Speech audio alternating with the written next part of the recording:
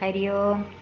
സദാശിവസമാരംഭാ ശങ്കരാചാര്യമധ്യമാ അസ്മദാചാര്യപര്യന്ത വന്ദേ ഗുരുപരമ്പരാ. ഏകദന്തം മഹാകായം തപ്തകാഞ്ചനസന്നിഭം ലംബോദരം വിശാലാക്ഷം വന്ദേഹം ഗണനായകം. സരസ്വതീ നമസ്തുഭ്യം വരദേ കാമരൂപിണി വിദ്യാരംഭം കരിഷ്യാമി സ്തുതിർഭവതു may സദാ. പീതാംബരം കരവിരാജിതശംഖചക്ര കൗമോദഗീ സരസിജം കരുണാസമുദ്രം രാധാസഹായം അതിസുന്ദരമന്ദഹാസം വാതാലയേശമനിശം ഹൃദി ഭാവയാമി. ശ്രീ ഗുരുവായൂരപ്പ ശരണം. അത ഷഷ്ടിത്തമോऽധ്യായഃ. ശ്രീശുക ഉവാച കർഹിചിത് സുഖമാസീനം സ്വതൽപസ്തം ജഗദ്ഗുരും പതിം പര്യചരത് ഭൈഷ്മീ വ്യജനേന സഖീ ജനൈ യസ്ത്വേതല്ലീലയാ വിശ്വം സൃജത്യത്യവതീശ്വര സഹി ജാത സ്വസേതൂനാം ഗോപീതായ യദുഷ്വജ തസ്മിന്നന്തർഗൃഹേ പ്രാജന്മുക്താധാമ വിളംബിന വിരാജിതേ വിതാനേന ദീപൈർമണിമയൈരവി മല്ലികാധാമഭീ പുഷ്പൈർദിരേഭകുലനാദിതൈ ജാലരന്ധ്രപ്രവിഷ്ടൈശ്ച ഗോഭിശ്ചന്ദ്രമസോമലൈ പാരിജാതാവനാമോദ വായുനോദ്യാനശാലിനാ ധൂപൈരഗരുജൈരാജൻ ജാലരന്ധ്രവിനിർഗതൈ പയഫേന നിപേ ശുഭ്രേ പര്യങ്കേ കശിപൂത്തമേ ഉപതസ്തേ സുഖാസീനം ജഗദാമീശ്വരം പതിം വാലവ്യജനമാദായ രത്നദണ്ഡം സഖീകരാത് തേന വിജയതീ ദേവി ഉപാസാഞ്ചക്ര ഈശ്വരം സോപാച്യുതം ഗുണയതി മണിനൂപുരാഭ്യാം രേജംഗുലീയവലയവ്യജനാഗ്രഹസ്ഥ വസ്ത്രാന്തഗൂഢകുചകുങ്കുമശോണഹാരഹാസ നിദംബദ്രുതയാ ച പരാധ്യകാഞ്ച്യാ താം രൂപിണീം ശ്രിയമനന്യഗതിം നിരീക്ഷ്യ യാ ലീലയാ ധൃതതനോരനുരൂപരൂപാ പ്രീതസ്മയന്നളകകുണ്ടലനിഷ്കകണ്ഠാ വക്തോല്ലസത്സ്മിതസുധാം ഹരിരാഭഭാഷേ. ശ്രീഭഗവാനുവാച രാജപുത്രീഷിതാ ഭൂപൈർലോകപാലവിഭൂതിഭിः മഹാനുഭാവൈ ശ്രീമദ്ഭിः രൂപൗദാര്യബലോർജിതൈः താൻ പ്രാപ്താനർത്ഥിനോ ഹിത്വാ ചൈത്യാദീൻ സ്മരദുർമദാൻ ദത്താ ഭ്രാതാ സ്വപിത്രാ ച കസ്മാന്നോ വവൃഷേ സമാൻ രാജഭ്യോ ബിഹൃതഃ സുഭ്രു സമുദ്രം ശരണം ഗതാൻ ബലവദ്ഭിഹൃതദ്വേഷാൻ പ്രായസ്ത്യക്തനൃപാസനാൻ അസ്പഷ്ടവർത്മനാം പുംസാമലോകപഥമീയുഷാം ആസ്ഥിതാ പദവീം സുഭ്രു പ്രായസീദന്തി യോഷിത നിഷ്കിഞ്ചനാ വയം ശശ്വം നിഷ്കിഞ്ചന ജനപ്രിയാ തസ്മാത് പ്രായേണ നഹ്യാഢ്യാ മാം ഭജന്തി സുമധ്യമേ യയോരാത്മസമം വിത്തം ജന്മൈശ്വര്യ ഹൃദിർഭവാ തയോർവിവാഹോ മൈത്രീ ച നോത്തമാധമയോ ക്വചിത് വൈദർഭ്യേ തഥവിജ്ഞായ ത്വയാ ദീർഘസമീക്ഷയാ വൃഥാ വയം ഗുണൈർഹീനാ ഭിക്ഷുഭിः ശ്ലാഘിതാ മുദാ അഥാത്മനോനുരൂപം വൈ ഭജസ്വ ക്ഷത്രിയർഷഭം യേന ത്വമാശിഷഃ സത്യാ ഇഹാമുത്ര ച ലപ്സ്യസേ ചൈദ്യസാൽവജരാസന്ധാ ദന്തവക്രാദയോ നൃപാ മമ ദ്വിഷന്തി വാമോരു രുക്മീ ചാപി തവാഗ്രജാ തേഷാം വീര്യമദാന്താനാം ദൃപ്താനാ സ്മയനുത്തയേ ആനീതാസി മയാ ഭദ്രേ തേജോപഹരതാ സദാ ഉദാസീനാ വയം നൂനം നസ്ത്രത്പത്യാർത്ഥകാമുകാ ആത്മലബ്ധ്വാസ്മഹേ പൂർണ്ണാ ഗേഹയോർജ്യോതിരക്രിയാ. ശ്രീശുക ഉവാച ഏതാവദുക്താ ഭഗവാൻ ആത്മാനം വല്ലഭാമിവ മന്യമാനാമവിശ്ലേഷാത് തദ്ദർഭജ്ഞ ഉപാരമത് ഇതി ത്രിലോകേശപദേസ്തദാത്മനാ പ്രിയസ്യ ദേവ്യ ശ്രുതപൂർവമപ്രിയം ആശ്രിത്യ പീഡാ ഹൃദി ജാതവേപധൂശ്ചിന്താം ദുരന്താം രുദതി ജഗാമഹം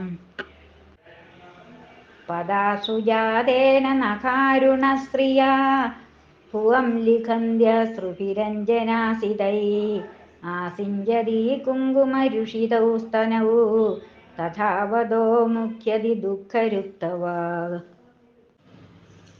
തസ്യാസു ദുഃഖഭയശോകവിനഷ്ടബുദ്ധേർഹസ്ത്വാച്ചളദ്വലയതോ വ്യജനം പപാത ദേഹശ്ച വിക്ലവധിയ സഹസൈവ മുഖ്യൻ രംഭേവ വായുവിഹതാ പ്രവികീര്യ കേശാൻ തദ്ദൃഷ്ട്വാ ഭഗവാൻ കൃഷ്ണപ്രിയായാ പ്രേമബന്ധനം ഹാസ്യപ്രൗഢിമജാനന്ദ്യ കരുണസോന്വകമ്പദാ പര്യങ്കാദവരുഹ്യാശു താമുത്ഥാപ്യ ചതുർഭുജ കേശാൻ സമൂഹ്യ തദ്വക്രം പ്രാമുജത് പദ്മപാണിനാ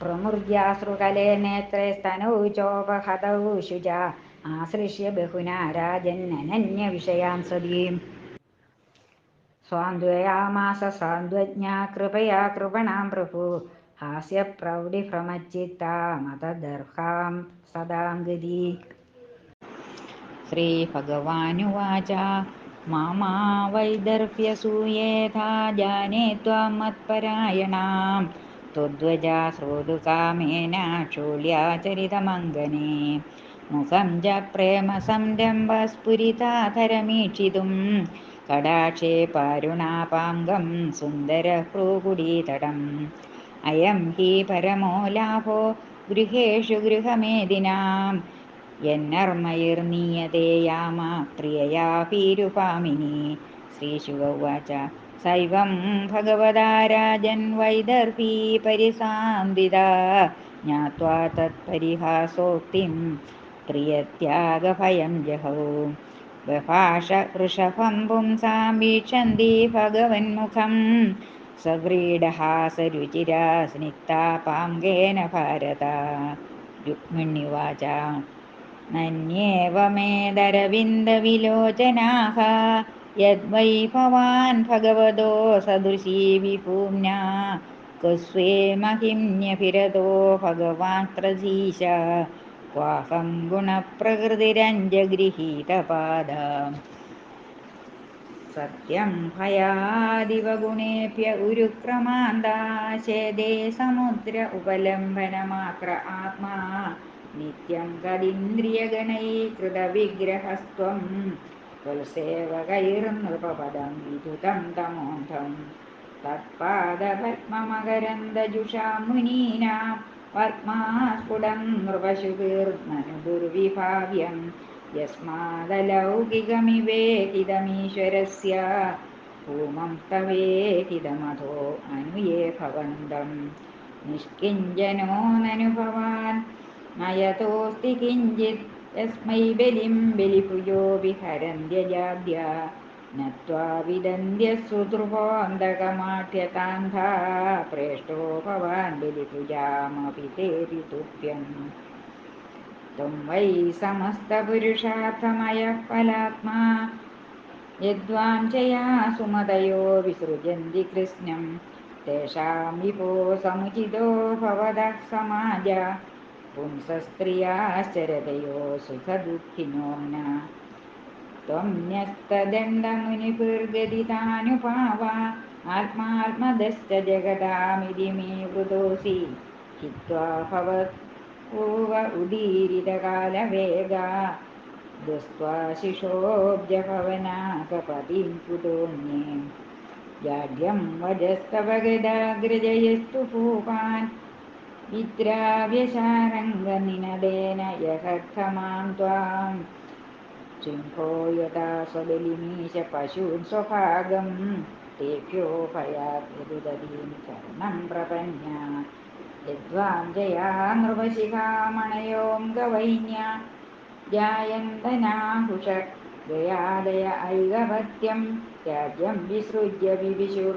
വനമംബുജാക്ഷാസീദന്തി തേനു പദവീം തഥാസ്ഥിതാകീം धान्यं त्रयेद तव पादसरोजगन्धा माक्राय सम्मुखरितं जनतापवर्गं लक्ष्म्यालयं द्वविगणय्य गुणालयस्य मर्त्या सदोर्भयमर्थविविक्तदृष्टि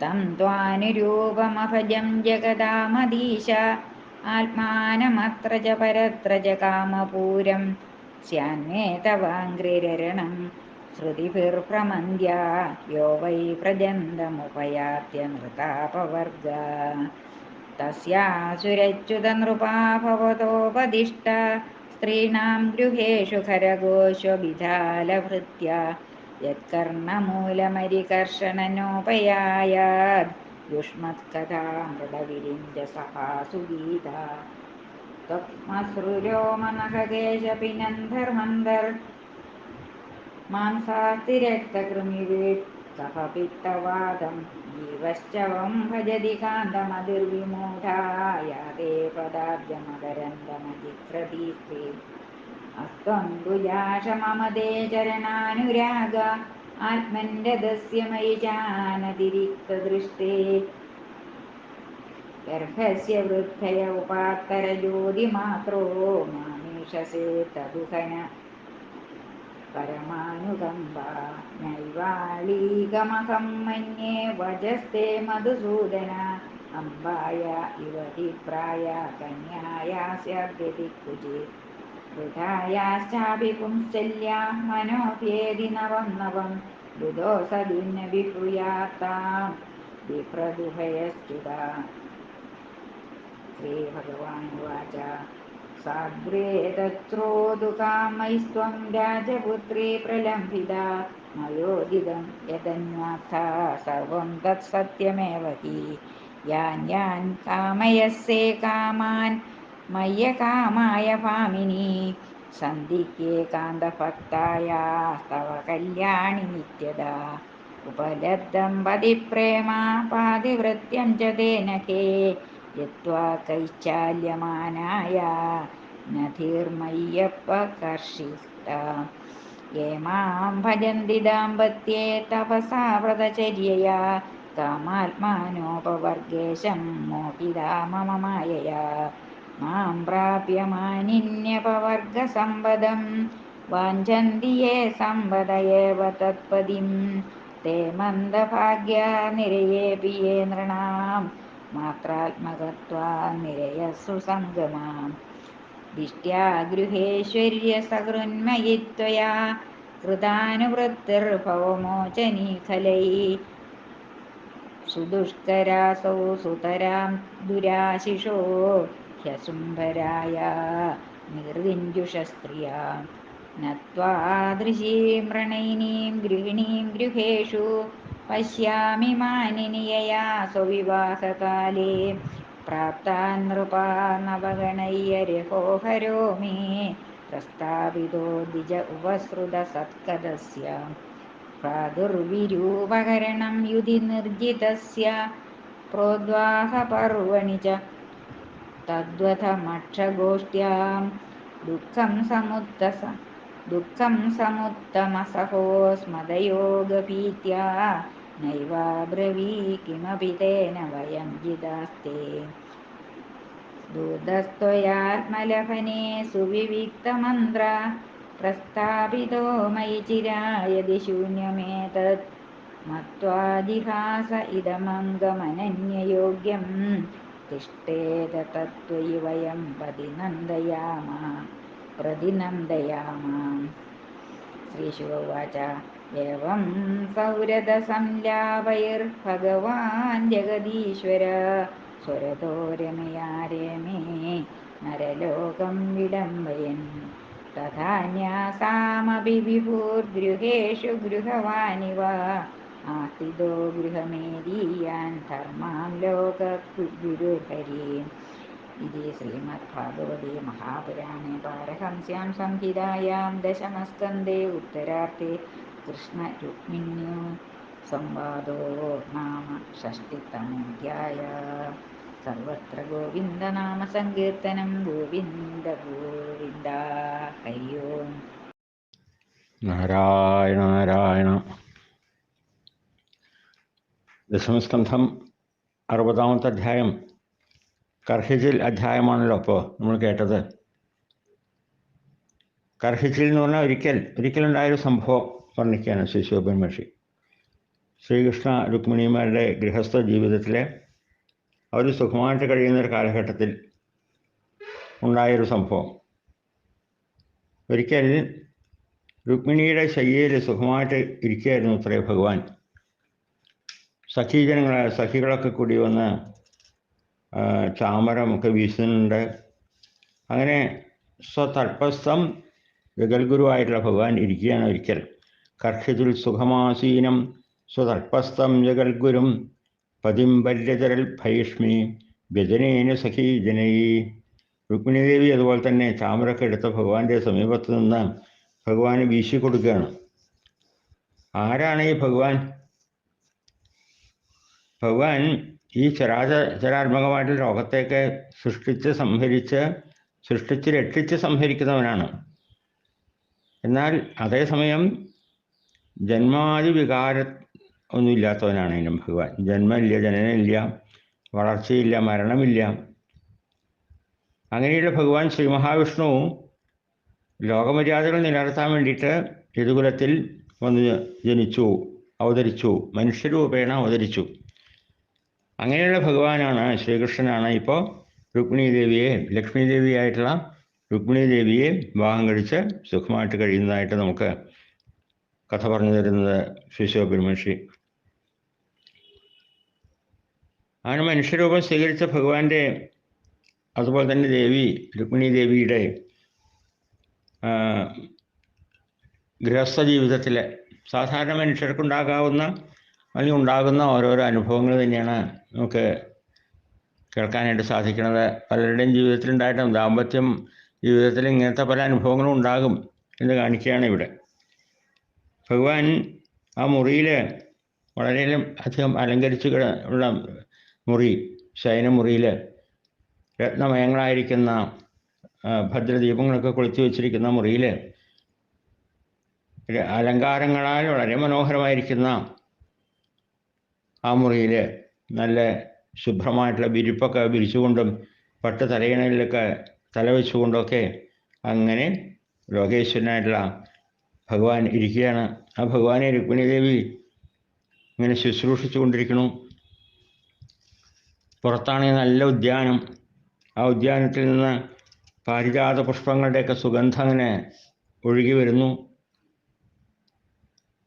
അങ്ങനെ വളരെ സുഖമായിട്ടിരിക്കുന്ന ഭഗവാന്റെ അടുത്ത് സഖിമാരാണ് വെഞ്ചാമരം വീശുന്നത് എന്ന് കണ്ടപ്പോൾ രുക്മിണീദേവിക്ക് താൻ തന്നെ ഭഗവാനെ വീശിക്കളയാം എന്ന് വിചാരിച്ച് സഖിമാരുടെ കയ്യിൽ നിന്ന് ആ വെഞ്ചാമരമെല്ലാം വാങ്ങിച്ചിട്ട് സ്വയം വീശാൻ തുടങ്ങിയതാണ്.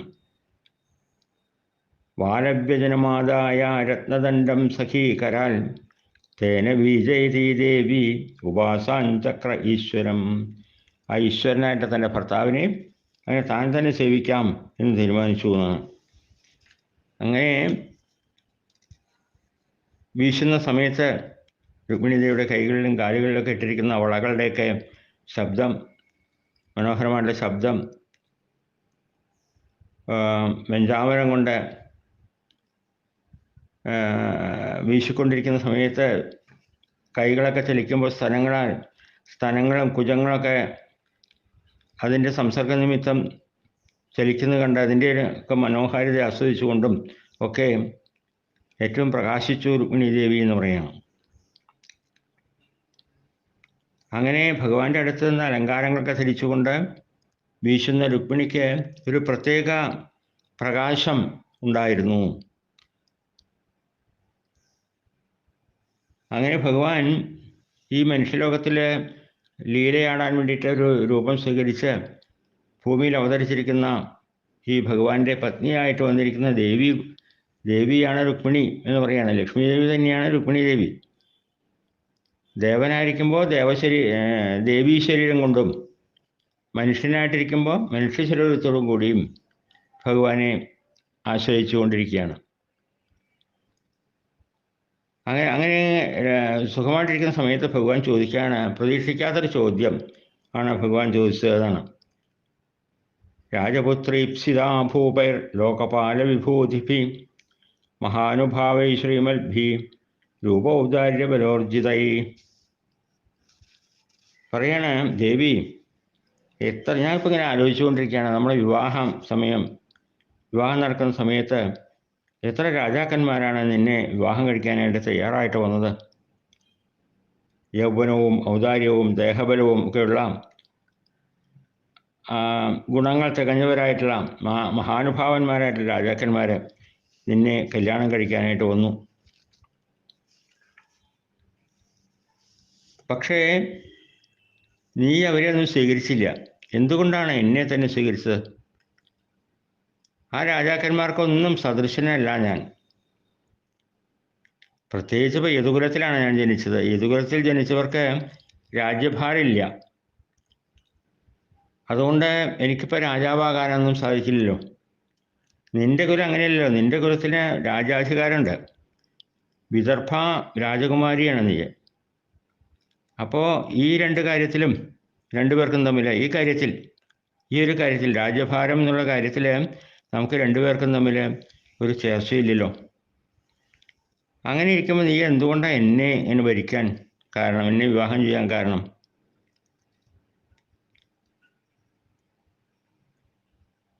അതുപോലെ തന്നെ നമ്മളൊക്കെ പ്രായേണ ജരാസന്ധൻ മുതലായ ബലവാന്മാരായിട്ടുള്ള രാജാക്കന്മാരൊക്കെ ഭയപ്പെട്ട് ഇതാ സമുദ്രമധ്യത്തിൽ രക്ഷ പ്രാപിച്ചിരിക്കല്ലേ ഇപ്പോൾ അവരൊക്കെ നമുക്ക് എതിരായിട്ട് പ്രവർത്തിക്കാനായിട്ട് തയ്യാറായിട്ട് നിൽക്കുന്നു.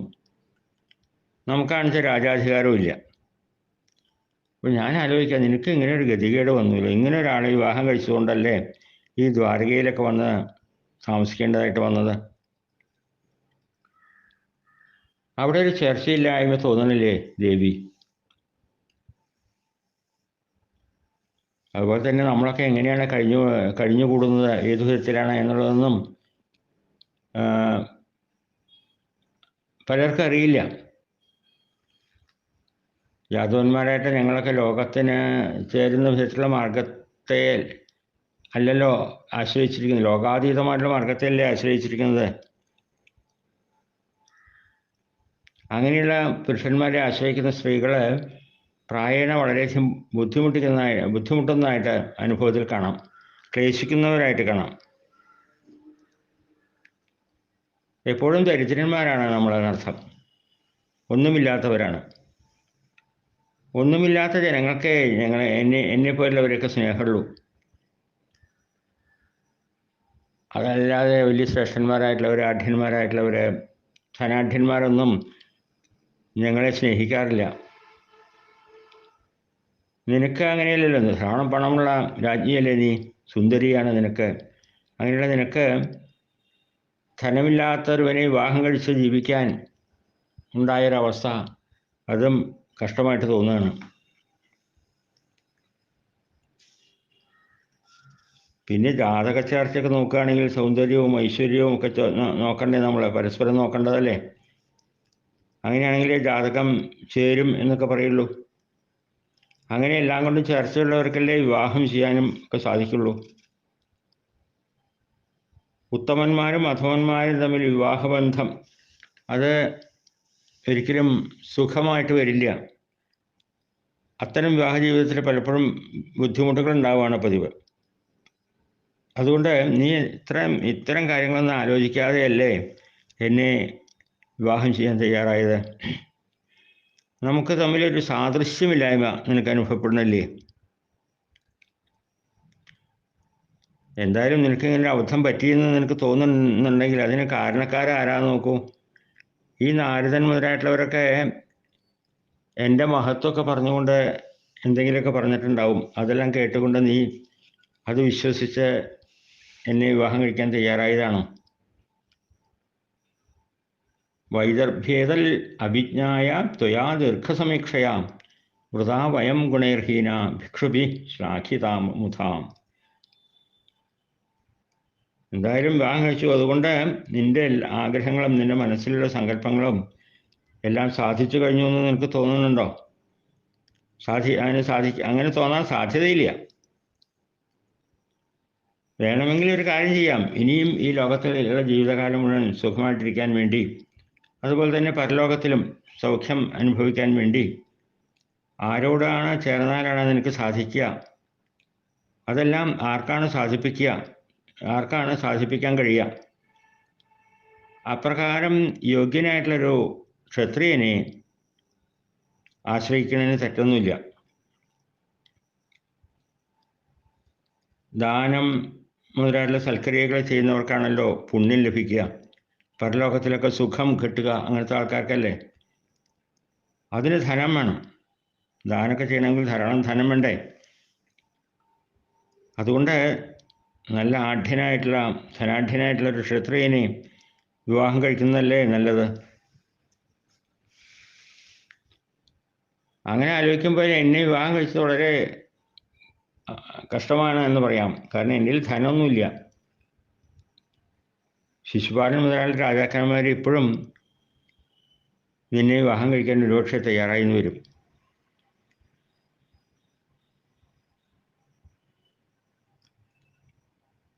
ഞാനന്ന് വിവാഹം കഴിക്കാനായിട്ട് വന്നു എന്നുള്ളത് ശിശുപാലനെ പോലെയുള്ള അസുര രാജാക്കന്മാരെ, ഗർഭിഷ്ഠന്മാരായിട്ടുള്ളവരെ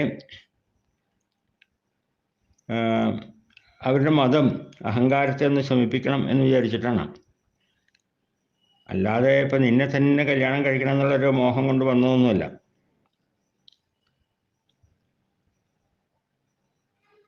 എന്നെ ഒരു കാരണമില്ലാണ്ട് അവരെന്നെ ദ്വേഷിച്ചുകൊണ്ടിരിക്കുകയാണ്. അത്തരം അവിവേകികളായിട്ടുള്ളവരുടെയൊക്കെ അഹങ്കാരത്തെ നശിപ്പിക്കണമെന്ന് എനിക്ക് വിചാരം ഉണ്ടായിരുന്നുള്ളൂ. എൻ്റെ ഒരു അവതാരോദ്ദേശം അത് തന്നെയാണല്ലോ. അത് ഞാൻ പരിപാലിക്കാൻ വേണ്ടി അവിടെ വന്നു, നിന്നെ സ്വീകരിച്ചു എന്ന് മാത്രമേ ഉള്ളൂ. അതുകൊണ്ട്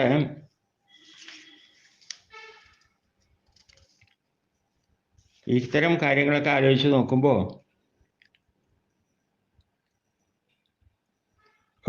ഒന്നിലും ആസക്തിയില്ലാത്ത എൻ്റെ കൂടെ നിനക്ക് ജീവിക്കാൻ ബുദ്ധിമുട്ട് തോന്നുന്നുണ്ടെങ്കിൽ എന്നെക്കൊണ്ട് എന്ത് ഉപകാരമാണ് നിനക്കുള്ളത്? നിനക്ക് വേണമെങ്കിൽ ഇപ്പോൾ വേറെ ഏതെങ്കിലും രാജാക്കന്മാരുടെ താല്പര്യമുണ്ടെങ്കിൽ അവരുടെ കൂടെ പോകുന്നതിനും വിരോധമില്ല എന്ന് പറയുകയാണ് ഭഗവാൻ. ഇങ്ങനെയൊക്കെ ഓരോന്ന് പറഞ്ഞു ഭഗവാൻ. തമാശയ്ക്കാണ് എന്ന് രുക്മിണിദേവിക്ക് മനസ്സിലായില്ല. രുക്മിണിക്കാണെങ്കിൽ ഒരു വിചാരം ഉണ്ടായിരുന്നു, എല്ലാ ഭാര്യമാരേക്കാൾ സ്നേഹം ഭഗവാന് എന്നെയാണ് എന്നൊരു ചിന്ത ഉണ്ടായിരുന്നു.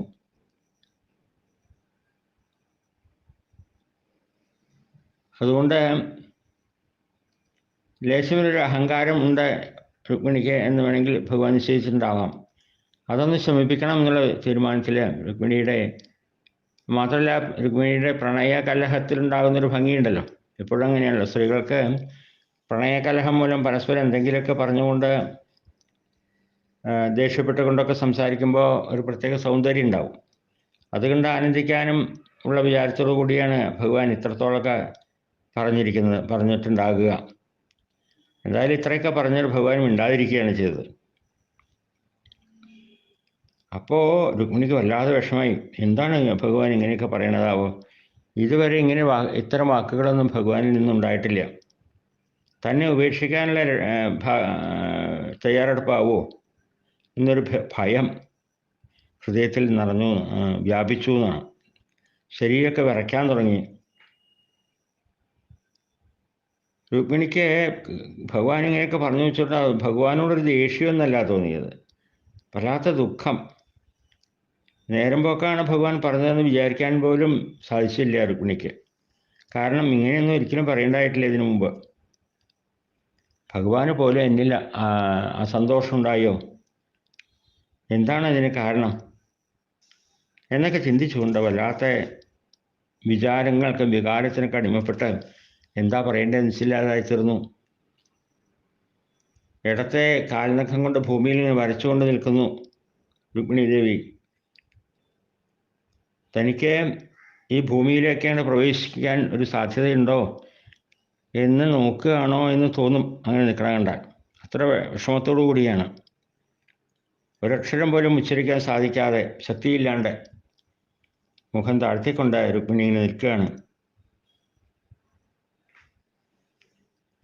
ഭഗവാൻ തന്നെ ഉപേക്ഷിക്കുമോ എന്നുള്ള ഭയം.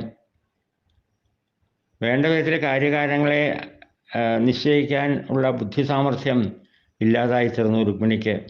ശരീരമൊക്കെ പെട്ടെന്ന് അങ്ങോട്ട് ശോഷിച്ചു. കൈകളിലിട്ടിരിക്കുന്ന വളകളൊക്കെ ഊരി വീണു. ഭർത്താവിനെ വീശിക്കൊണ്ടിരിക്കുന്ന ചാമരം അത് കയ്യിൽ നിന്ന് താഴത്തേക്ക് വീണു. ഒന്നും പറയണ്ട, വല്ലാത്തൊരു മോഹാലസ്യ അവസ്ഥയിലായി. താഴത്തേക്ക് കണ്ട് വീണു എന്നർത്ഥം. രുക്മിണിയുടെ ശരീരം ഭൂമിയിലേക്ക് വീണു. ഭഗവാൻ ഇത് കണ്ടു. ശ്രീകൃഷ്ണ ഭഗവാൻ ഇത് കണ്ടപ്പോൾ കഷ്ടം തോന്നി. അയ്യോ, താൻ ഇത്രയൊന്നും വിചാരിച്ചില്ലല്ലോ, താൻ ഒരു തമാശ പറഞ്ഞതല്ലേ, വല്ലാതെ ദുഃഖിച്ചുവല്ലോ തൻ്റെ പത്നി എന്ന് വിചാരിച്ചുകൊണ്ട് മോഹാലസ്യപ്പെട്ട് കിടക്കുന്ന രുക്മിണിയെ ഭഗവാൻ എഴുന്നേറ്റ് ഭാര്യ അങ്ങോട്ട് എടുത്തു എന്നാണ്. ഇത് തൻ്റെ മടിയിൽ വെച്ചുകൊണ്ട് ആ തലമുടിയൊക്കെ അഴിഞ്ഞുപോയ തലമുടിയൊക്കെ ചീന്തി കെട്ടി ആലിംഗനം ചെയ്തുകൊണ്ട് മുഖത്തൊക്കെ തലോടി കൊടുത്തു, ആശ്വസിപ്പിച്ചു. തൻ്റെ 4 കൈകളോട് കൂടിയിട്ടുള്ള തൻ്റെ ദിവ്യവിഗ്രഹം പ്രകാശിപ്പിച്ചു എന്നാണ് പറയണത്. അതുകൊണ്ടാണ് ആ ശ്ലോകത്തിലെ ചതുർഭുജം എന്നൊക്കെ പറയുന്നുണ്ട്. പര്യങ്കാത് അവരുഹ്യാശു താം ഉദ്ധാപ്യ ചതുർഭുജ കേശാൻ സമുഖ്യ തദ്വക്ത്രം പ്രാമുജൽ പത്മപാണിന അങ്ങനെ പറയുന്നുണ്ട്. അപ്പോൾ രുക്മിണി ദേവിക്ക് ഭഗവാൻ തന്നെ അവിടെ വന്നു എന്നുള്ളൊരു തോന്നലുണ്ടാക്കാൻ, ഒന്നുകൊണ്ടും പേടിക്കേണ്ടതില്ല എന്നുള്ള ഓർമ്മ പുതുക്കാൻ വേണ്ടി ചതുർഭുജാകാരനായിട്ട് ഭഗവാൻ രുക്മിണിയെ ആശ്വസിപ്പിച്ചു എന്നാണ്. എന്നിട്ട് പറയാണ് ഭഗവാൻ രുക്മിണി ദേവിയോട്, മാമാ വൈദർഭ്യസൂയേഥാം ജാനേ ത്വാം മൽപരായണാം ത്വദ്വജ ശ്രോതുകാമേനാം ക്ഷുല്യാചരിതമംഗനേ. അല്ലയോ രാജപുത്രി എന്നാണ് വിളിക്കണത്, എന്തിനാ നീ ഇങ്ങനെ വിഷമിക്കണത്, എത്ര ദുഃഖിച്ചത്? എന്നിൽ നിനക്ക് ദോഷം തോന്നുന്നുണ്ടോ? നീ എന്നിൽ പ്രേമയുക്തയാണെന്ന് എനിക്ക് മനസ്സിലായിട്ടുണ്ട്, എനിക്കറിയാം. നിന്റെ ആ നിന്നോടൊരു ചെറിയ പ്രണയ കലഹരൂപമായിട്ടുള്ളൊരു വാക്കുകൾ പറഞ്ഞു എന്ന് മാത്രമേ ഉള്ളൂ. അത്തരം വാക്കുകൾ കേട്ടാൽ നീ എന്താണ് പ്രതികരിക്കുക എന്നറിയാൻ വേണ്ടിയിട്ടൊരു നേരം പോക്കായിട്ട് ചില വാക്കുകൾ പറഞ്ഞു എന്ന് മാത്രമേ ഉള്ളൂ. ഒരിക്കലും അതിനെ കാര്യമായിട്ട് എടുക്കരുതേ എന്ന് പറയുകയാണ്. മനോഹരമായിരിക്കുന്ന നിന്റെ മുഖം ഇത്തരം സന്ദർഭത്തിൽ എങ്ങനെയായിരിക്കും എന്ന് കാണാൻ ആഗ്രഹിച്ചുകൊണ്ടാണ് ഇങ്ങനെയൊക്കെ പറഞ്ഞതെന്നേ ധരിക്കാവൂ. എന്നെ തെറ്റിദ്ധരിക്കരുതേ. അയം ഹി പരമോ ലാഭോ ഗൃഹേഷു ഗൃഹമേധിനാം എന്നർമ്മൈർനീയതേ യാമ പ്രിയാഭീരുഭാമിനി.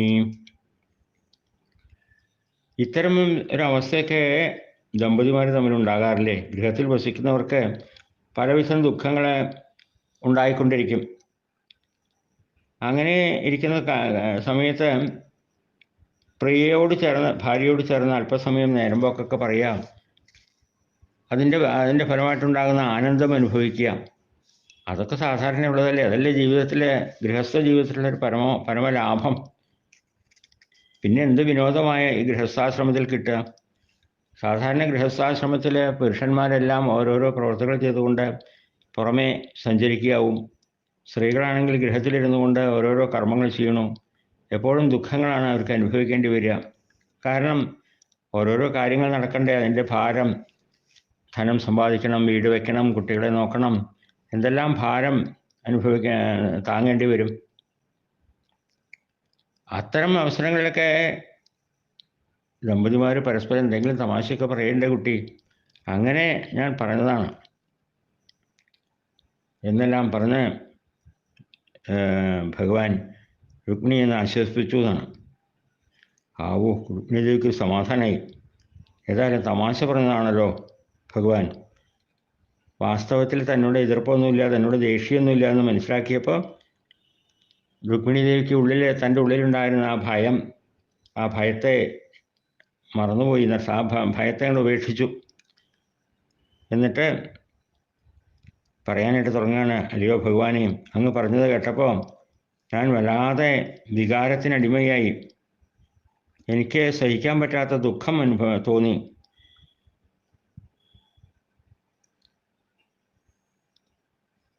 മാത്രമല്ല അങ്ങ് പറഞ്ഞ കാര്യങ്ങളെല്ലാം ഞാൻ ചിന്തിച്ചു. ഇതിനെപ്പറ്റി എല്ലാം അങ്ങ് പറഞ്ഞ കാര്യങ്ങളിതാ, ദോഷങ്ങൾ കുറേ എന്നിൽ ദോഷങ്ങളുണ്ട് എന്നല്ലേ അങ്ങ് പറഞ്ഞത്? ഭഗവാന്റെ ദോഷങ്ങളാണ് എന്നോട് പറഞ്ഞു. ഭഗവാന്റെ ദോഷങ്ങളൊക്കെ ഞാൻ കാരണം ഉണ്ടായതാണെന്ന് ഞാൻ വിചാരിക്കുന്നു. രുക്മിണിക്ക് 2 ദോഷങ്ങൾ മാത്രമേ ഭഗവാൻ കണ്ടിട്ടുള്ളൂ എന്നാണ്. ഇത്തരമൊരവസരത്തിൽ ഇത്തരം ഭർത്താവിനെ സ്വീകരിച്ചാലുണ്ടാകുന്ന കഷ്ടം അല്ലെങ്കിൽ ദുഃഖം അത് മുൻകൂട്ടി കാണാൻ ഉള്ള ഒരു ദീർഘദർശനത്വം ഇല്ല രുക്മിണിക്ക്. അതാണ് ഒരു കാരണം കണ്ടത് ഭഗവാന്റെ അഭിപ്രായത്തിൽ. പിന്നെ ഭർത്താവിനെ വേണ്ട വിധത്തിൽ മനസ്സിലാക്കാൻ പറ്റാത്തൊരു അജ്ഞത, ഇത് രണ്ടാണ് പ്രധാനമായിട്ട് രുക്മിണിയിൽ ഭഗവാൻ കണ്ടിട്ടുള്ളൂ. പക്ഷേ ബാക്കിയുള്ളതൊക്കെ തൻ്റെ ദോഷമായിട്ട് ഭഗവാൻ 10-16 ദോഷങ്ങൾ തന്നിൽ തന്നെ ആരോപിക്കുകയുണ്ടായത്. അത് ഭഗവാൻ രുക്മിണിക്ക് സദൃശനല്ല എന്നും, അതുപോലെ തന്നെ രാജാക്കന്മാരിൽ വെച്ച് പേടിച്ചിരിക്കുന്നവനാണ് താനെന്നും, അതിൻ്റെ ഫലമായിട്ട് ദ്വാരകയെ ആശ്രയിച്ചുകൊണ്ട് കഴിയുകയാണെന്നും, ബലവാന്മാരായിട്ടുള്ള രാജാക്കന്മാരോട്, ദുഷ്ടന്മാരായിട്ടുള്ള രാജാക്കന്മാരോടൊക്കെ ദേഷ്യമുള്ളവനാണെന്നും, രാജത്വം തനിക്കില്ലാത്തവനാണ് എന്നൊക്കെ ഭഗവാൻ പറയുന്നുണ്ടായല്ലോ. അതുപോലെ വേണ്ട വിധത്തിൽ ആചാരങ്ങളില്ലാത്തവൻ, സ്ത്രീകളെയൊക്കെ വേണ്ട വിധത്തിൽ സന്തോഷിപ്പിക്കാൻ കഴിവില്ലാത്തവൻ, അല്ലെങ്കിൽ അതിന് ഉത്സാഹം പ്രകടിപ്പിക്കാത്തവൻ, ധനമില്ലാത്തവൻ, ദരിദ്രന്മാരുടെ ഇഷ്ടൻ, ഇങ്ങനെയൊക്കെ ആണല്ലോ ഭഗവാന്റെ തന്നെ പറ്റിയിട്ടുള്ള ആരോപണങ്ങളുണ്ടായത്. ഇതെല്ലാം ഉള്ളിൽ വെച്ചുകൊണ്ട് രുക്മിണി ദേവി ഗംഭീരമായിട്ട് അതിന് മറുപടി പറഞ്ഞു എന്നാണ്. 10-15 ശ്ലോകങ്ങൾ രുക്മിണി ദേവിയുടെ മറുപടിയാണ്. നന്വേവേദ അരവിന്ദ വിലോചനാഹ യദ്വൈ ഭവാൻ ഭഗവതോ സദൃശേ വിഭോംന ക്വസ്വേ മഹിംനഭിരതോ ഭഗവാൻ സ്വധീശ ക്വാഹം ഗുണപ്രകൃതിരജ്ഞഗൃഹീതപാദാം. 34-ാം ശ്ലോകം മുതൽ 48-ാം ശ്ലോകം വരെയുള്ളത് രുക്മിണി ദേവിയുടെ മറുപടിയാണ് അർത്ഥം. എങ്ങനെ ഈ സ്ത്രീ പുരുഷന്മാരിൽ ആർക്കെങ്കിലും ഒരാൾക്ക് യോഗ്യത കൂടുതലുണ്ട്, അല്ലെങ്കിൽ കുറവുണ്ട്, അല്ലെങ്കിൽ സമാനന്മാരില്ലാതെ വരുന്നതുകൊണ്ട് അതൊക്കെ സാധാരണ സംഭവിക്കുന്നതല്ലേ ഭഗവാനെ എന്നാണ് രുക്മിണി ദേവി പറഞ്ഞത്. ഇതെല്ലാം നമ്മളുണ്ടാക്കുന്നതല്ലല്ലോ. അങ്ങയെ ഭരിക്കാൻ ഞാൻ സദൃശയല്ല എന്ന് അങ്ങ് പറഞ്ഞ് വളരെ ശരി തന്നെയാണ്. കാരണം അങ്ങയ്ക്കുള്ള സൗന്ദര്യം ആർക്കുണ്ടാവുക? അങ്ങയുടെ ഓരോ അവയവങ്ങളും സൗന്ദര്യമാണ്, സുന്ദരതരമാണ്. അപ്പോൾ ഏതൊരു വസ്തുവിനും ആ ഒരു സൗന്ദര്യം കിട്ടില്ല എന്നുള്ള കാര്യത്തിൽ യാതൊരു സംശയമില്ല. അപ്പോൾ സൗന്ദര്യ വിഷയത്തിൽ ഞാൻ ഒരിക്കലും സദൃശയല്ല എന്നർത്ഥം.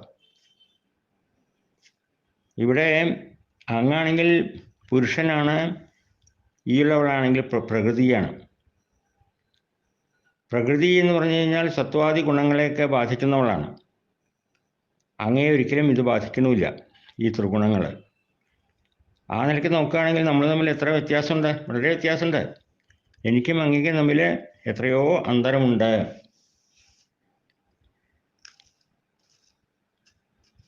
അതുപോലെ തന്നെ അങ്ങാണെങ്കിൽ 3 അടി മണ്ണുകൊണ്ട് ലോകം മുഴുവൻ കീഴടക്കി.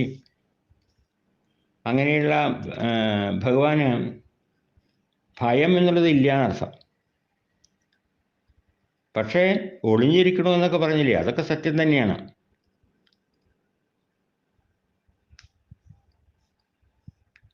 ഈ ശബ്ദാദി വിഷയ സുഖങ്ങളെ കൊണ്ടൊക്കെ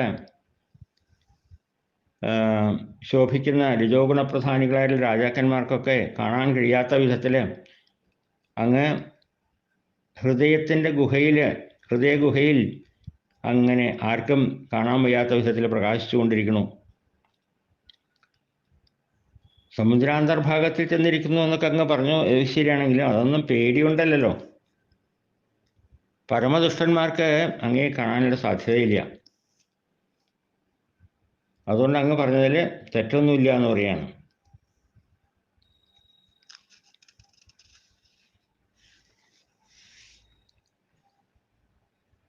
അതുപോലെ തന്നെ അങ്ങയുടെ പാദപത്മങ്ങളെ ധ്യാനിക്കുന്നതുകൊണ്ട് ഉണ്ടാകുന്നൊരു രസം, പരമാനന്ദരസം, അതൊക്കെ അനുഭവിച്ചു കൊണ്ടിരിക്കുന്ന മുനീശ്വരന്മാർക്ക് കൂടി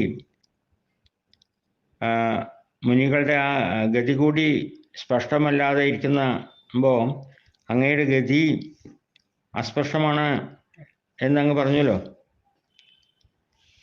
പക്ഷെ ഒരിക്കലും അല്ല എന്നർത്ഥം. അവർക്ക് ആ വിവേകികളായിട്ടുള്ള ഋഷീശ്വരന്മാർക്ക് സാധാരണക്കാരെ പോലെയല്ല എന്നർത്ഥം. അവർ ജനങ്ങളുടെ പ്രവൃത്തിയിൽ നിന്നും എത്രയോ വ്യത്യാസമായിട്ട് വിധത്തിൽ ഭേദിച്ചിരിക്കുന്ന സ്ഥിതിക്ക് അവർ സ്വരൂപ ആനന്ദം കൊണ്ട് അങ്ങനെ സുഖമായിട്ട് കഴിയുന്നവരാണ്. ഈ സ്വരൂപാനന്ദം അനുഭവിച്ചുകൊണ്ട് അവർ ത്രിമൂർത്തികളെയും എല്ലാവരെയും 3 ലോകത്തെയും നിയന്ത്രിക്കുന്ന അങ്ങയുടെ പ്രവൃത്തിയെപ്പറ്റി ചിന്തിച്ചുകൊണ്ട് ആനന്ദത്തോടെ കഴിയുന്നു.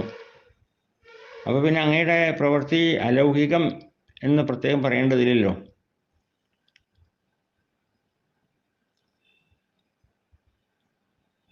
പിന്നെ ഭഗവാൻ അങ്ങ് പറഞ്ഞില്ലേ അങ്ങ് നിഷ്കിഞ്ചനാണ്.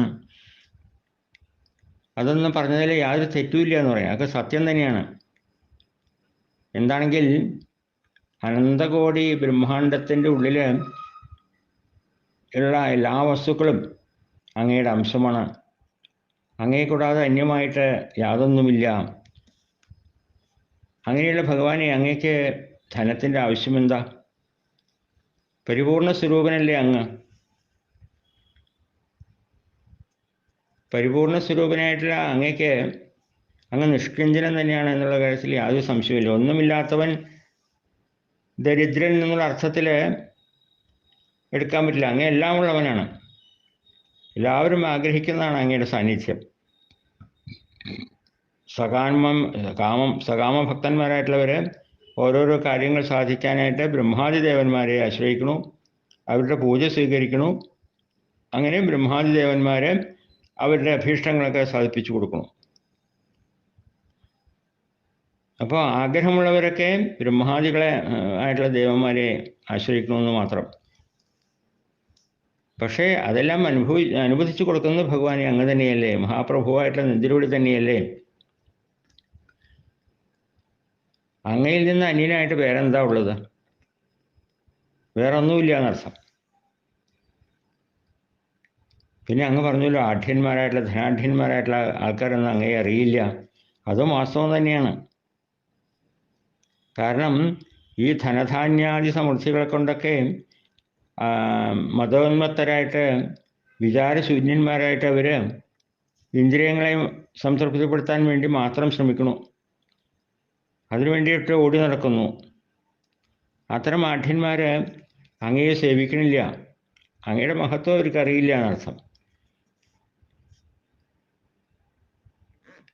എന്നാൽ ബ്രഹ്മാദി ദേവന്മാരൊക്കെ അങ്ങല്ലാതെ വേറൊരു ആശ്രയമില്ല എന്നുള്ള പരമാർത്ഥമായിട്ടുള്ള തത്വം മനസ്സിലാക്കി അങ്ങയെ സേവിക്കുന്നു.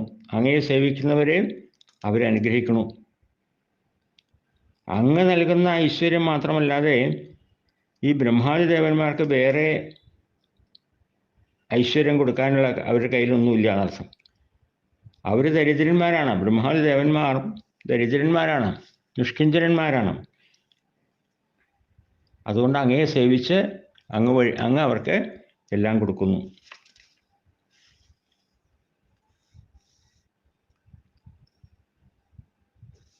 അങ്ങനെ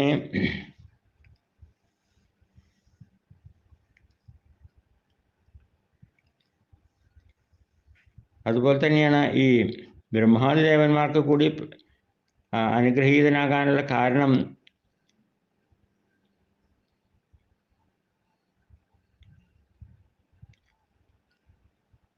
ആ കാരണം ഇപ്പോൾ വർണ്ണിച്ചുവല്ലോ.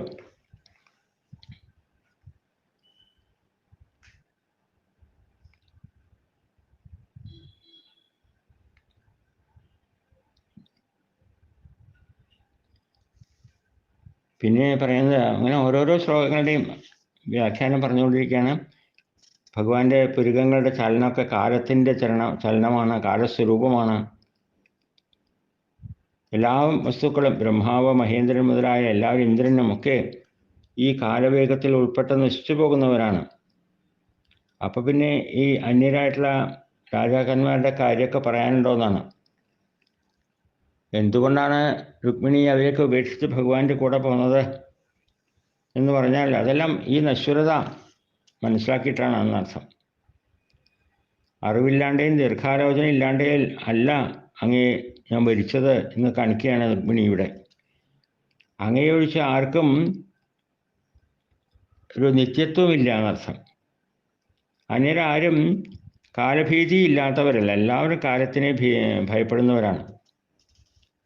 അതുകൊണ്ട് മൃത്യുവിനെ പേടിക്കുന്നവരെ വിവാഹം ചെയ്തിട്ട് അവരുടെ കൂടെ ജീവിച്ചു കഴിഞ്ഞാൽ ഭാവിയിൽ ദുഃഖമല്ലാതെ വേറെന്താ ഉണ്ടാവുക?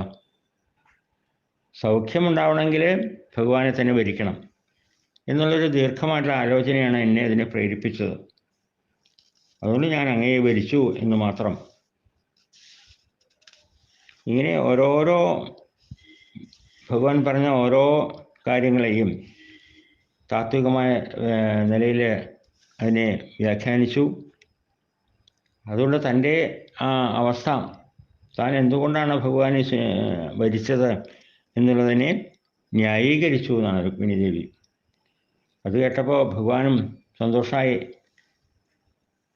എന്നിട്ട് പറഞ്ഞു, രാജപുത്രി അല്ലെങ്കിൽ രുക്മിണി, ഞാൻ നിന്നെ ദുഃഖിപ്പിച്ചത് അത്ര ഉചിതമായില്ല എന്ന് എനിക്ക് മനസ്സിലായി. നിന്റെ ഈ വാക്കുകളെല്ലാം കേൾക്കാനുള്ളൊരു കൗതുകം കൊണ്ടാണ് ഞാൻ ഇങ്ങനെയൊക്കെ പറഞ്ഞത്. എൻ്റെ വാക്കിനെ നീ ചെയ്ത വ്യാഖ്യാനം ഉണ്ടല്ലോ, ഓരോ പോയിന്റുകൾക്കും നീ ചെയ്ത വ്യാഖ്യാനം അത് വളരെ മനോഹരമായിരിക്കണം. ഇത് കേൾക്കാൻ വേണ്ടിയിട്ട് തന്നെയാണ് ഞാൻ നിന്നെ ഇങ്ങനെയൊക്കെ വിമർശിച്ചത്.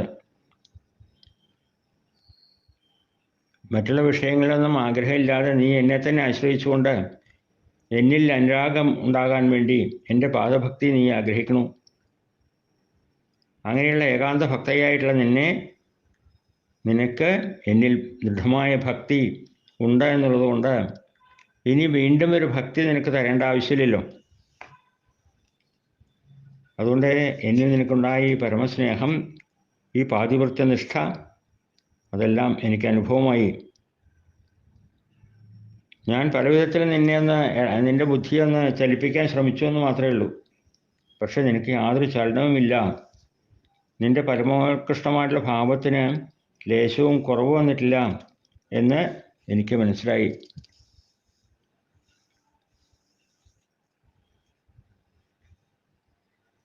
സാധാരണക്കാരെല്ലാം ദമ്പതിമാരെ ഭാര്യ ഭർത്തൃ സുഖം അനുഭവിച്ചുകൊണ്ട് ജീവിക്കുന്നവരൊക്കെ എന്നെ ആശ്രയിക്കുമെങ്കിലും അവരെ ചലിപ്പിക്കാൻ വേണ്ടി ഞാൻ അവരിൽ മായ പ്രയോഗിക്കാറുണ്ട്. അവർ എൻ്റെ മായാശക്തിയിൽ മോഹിക്കപ്പെട്ടവരാവും സാധാരണ.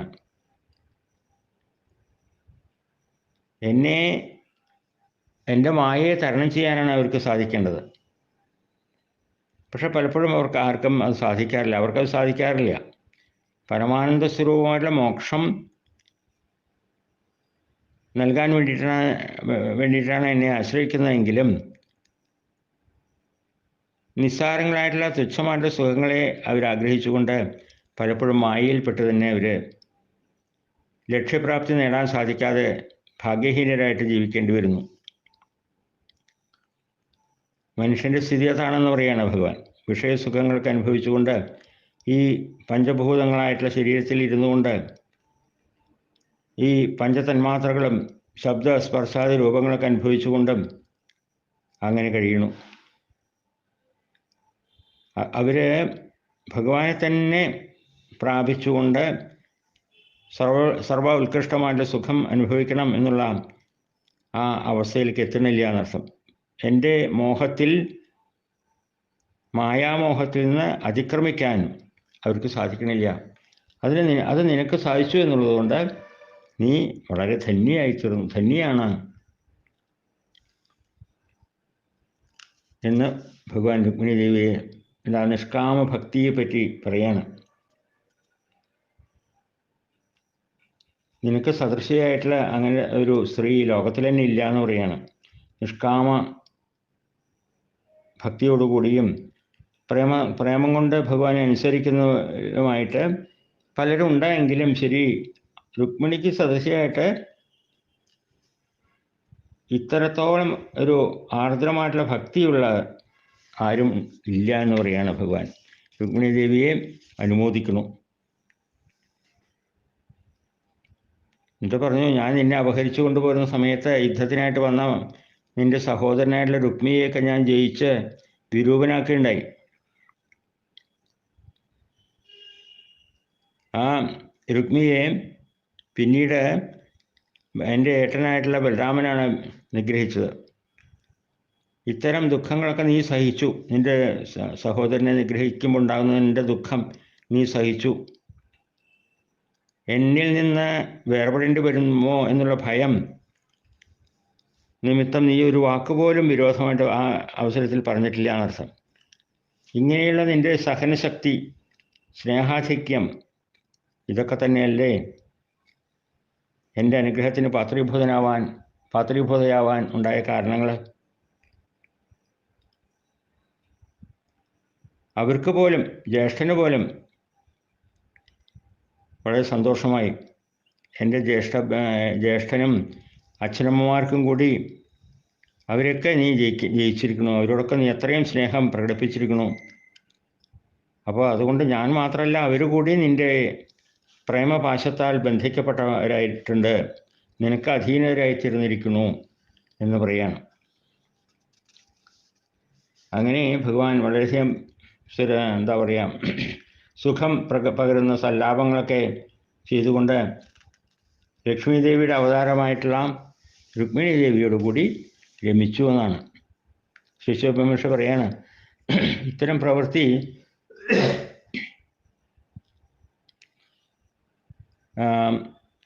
ഈ മനുഷ്യ സാധാരണമായിട്ടുള്ള ഇത്തരം പ്രവൃത്തി ഭഗവാൻ ചെയ്തത് ചിലപ്പോൾ ഇത് ശരിയായില്ല എന്ന് ചിന്തിക്കുന്നവരുണ്ടായിരിക്കാം. അങ്ങനെ ചിന്തിക്കരുത് എന്നാണ് ശിശുപമേഷയുടെ ഉപദേശം.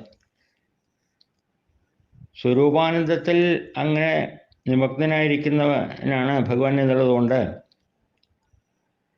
ഈ പ്രവൃത്തി കേവലം മനുഷ്യനാട്യത്തെ അനുസരിച്ച് കാട്ടുന്നു എന്ന് മാത്രമല്ലാതെ പരമാർത്ഥത്തിൽ അങ്ങനെയൊന്നും ഒരു ആസക്തിയുള്ളവനല്ല ഭഗവാൻ.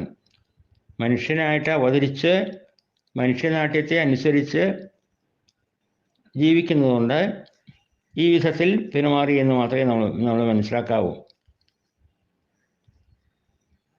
അപ്പോൾ ഇങ്ങനെ നാട്യം നടിച്ചു കഴിഞ്ഞാൽ ഭഗവാൻ സ്വരൂപത്തിൽ നിന്ന് വ്യതിചലിക്കില്ലേ എന്നൊന്നും ശങ്കിക്കേണ്ടതില്ല. ജഗദീശ്വരന് സാധ്യമല്ലാത്ത യാതൊരു വസ്തുവില്ല എന്ന് നമ്മൾ മനസ്സിലാക്കണം. അപ്പോൾ സ്വരൂപാനന്ദത്തിൽ നിന്ന്, സ്വരൂപബോധത്തിൽ നിന്ന് ഒരിക്കലും ചലിക്കാതെ, വ്യതിചലിക്കാതെ മനുഷ്യനാട്യം അംഗീകരിച്ചുകൊണ്ട് ജീവിക്കാൻ ഭഗവാന് സാധിക്കും എന്നുള്ള സത്യാവസ്ഥയെ മറക്കാതെ നമ്മളെപ്പോഴും ആ താത്വിക ബോധത്തോടുകൂടി വേണം ഈ അധ്യായം മനസ്സിലാക്കാൻ. നടന്മാർ വന്നാൽ വേഷം കെട്ടി കളിക്കില്ലോ. രംഗത്ത് വേഷം കെട്ടി നടനം ചെയ്യുമ്പോൾ ആ വേഷം എന്ത് വേഷമാണോ ധരിച്ചിരിക്കുന്നത് ആ വേഷത്തിൻ്റെ സ്വഭാവമായിരിക്കും നടനുണ്ടാവുക. അല്ലാതെ സ്വന്തമായിട്ടുള്ളൊരു ചിന്തകളോ പ്രവൃത്തികളോ ആ രംഗത്തുണ്ടാവില്ല എന്നർത്ഥം. ഭഗവാൻ എന്നുള്ള നിലയ്ക്കുള്ള പ്രവൃത്തികൾ മനുഷ്യൻ എന്നുള്ള നിലയ്ക്ക് അതിൻ്റേതായിട്ടുള്ള മാറ്റങ്ങൾ വരുത്തിക്കൊണ്ടായിരിക്കും ശ്രീകൃഷ്ണൻ എന്നുള്ള രൂപത്തിൽ ഭഗവാൻ ഇവിടെ ഉള്ളത് എന്ന് ശിശുപമേഷ പ്രത്യേകം നമ്മളെ ഓർമ്മിപ്പിക്കുന്നു. തഥാന്യാസാമപി വിഭുർഗൃഹേഷു ഗൃഹവാനിവാം ആശ്രിതോ ഗൃഹമേധിയാൻ ധർമാം ലോകഗുരുർഹരി. അങ്ങനെ എല്ലാം എങ്ങും നിറഞ്ഞിരിക്കുന്ന ആനന്ദസ്വരൂപനായിട്ടുള്ള ഭഗവാൻ ശ്രീഹരി ഗൃഹസ്ഥാശ്രമത്തിൽ ഉചിതങ്ങളായിരിക്കുന്ന ഇത്തരം ധർമ്മങ്ങൾ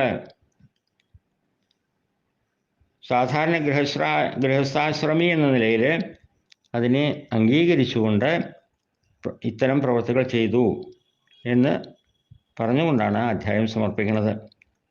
59 ശ്ലോകങ്ങളുള്ള കർഹിച്ചിൽ അധ്യായം വളരെ വിശദമായിട്ട് വ്യാഖ്യാനിക്കേണ്ട ഒരു അധ്യായമാണ്.